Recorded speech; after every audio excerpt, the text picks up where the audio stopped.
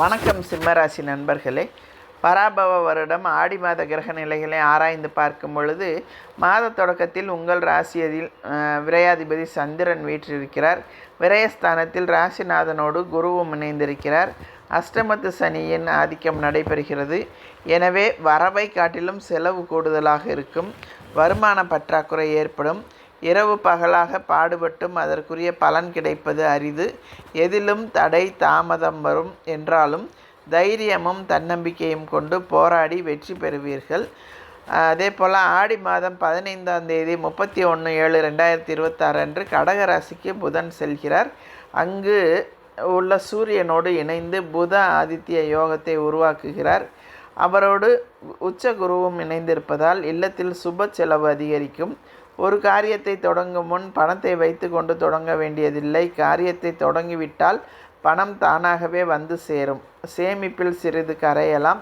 பூமி வாங்குவது, விலை உயர்ந்த பொருட்களை வாங்குவது, தெய்வத்திற்காக செலவிடுவது, சகோதர சகோதரிகளின் கல்யாணத்தை முன்னின்று நடத்தி வைப்பது போன்றவற்றில் கவனம் செலுத்துவீர்கள். அதே போல் ஆடி 16ஆம் தேதி அதாவது 1/8/2026 அன்று மிதுன ராசிக்கு செவ்வாய் செல்கிறார். 4, 9 ஆகிய இடங்களுக்கு அதிபதியான செவ்வாய் லாபஸ்தானத்திற்கு வரும்போது பொருளாதார பற்றாக்குறை அகலும். புனித பயணம் அதிகரிக்கும். அருளாளர்களின் தொடர்பால் சில நல்ல காரியங்கள் நடைபெறும். ஆன்மீக நாட்டம் அதிகரிக்கும். எதையும் திட்டமிட்டு செய்து வெற்றி காண்பீர்கள். திறமை மிக்கவர்கள் உங்களுக்கு பின்னணியாக இருந்து பல நல்ல காரியங்களை முடித்து கொடுப்பார்கள். சொத்துக்கள் வாங்குவது விற்பது சம்பந்தமாக எடுத்த முயற்சி பலன் தரும். புதிய ஒப்பந்தங்கள் வந்து சேரும். தொழிலுக்கான மூலதனம் கிடைக்கும். பஞ்சாயத்துகள் சாதகமாக முடியும். பாகப்பிரிவினைக்கு பலமுறை முயற்சித்தும் முடிவடையாத சூழல் இப்போது மாறும். அதே போல் ஆடி 17ஆம் தேதி 2/8/2026 அன்று கன்னி ராசிக்கு செல்லும் சுக்கிரன் அங்கு நீசம் பெறுகிறார்.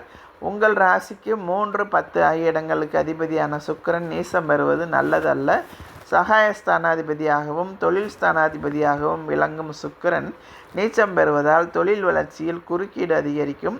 எதிரிகளின் பலம் மேலோங்கும். நினைத்த நேரத்தில் நினைத்ததை செய்ய முடியாது. சுற்றத்தார்களும் நண்பர்களும் உங்கள் மீது குறை கூறுவார்கள். வெற்றிக்குரிய தகவல் வர வேண்டுமானால் திசா புத்திக்கேற்ற தெய்வ வழிபாடுகளை மேற்கொள்ள வேண்டும். பொது வாழ்வில் உள்ளவர்களுக்கு புகழ் கூடும். வியாபாரம் மற்றும் தொழில் செய்பவர்களுக்கு தொழிலை விரிவு செய்யும் எண்ணம் மேலோங்கும். உத்தியோகத்தில் உள்ளவர்களுக்கு எதிர்பார்ப்புகள் நிறைவேறும். கலைஞர்களுக்கு தடைப்பட்ட ஒப்பந்தங்கள் தானாக வந்து சேரும். மாணவ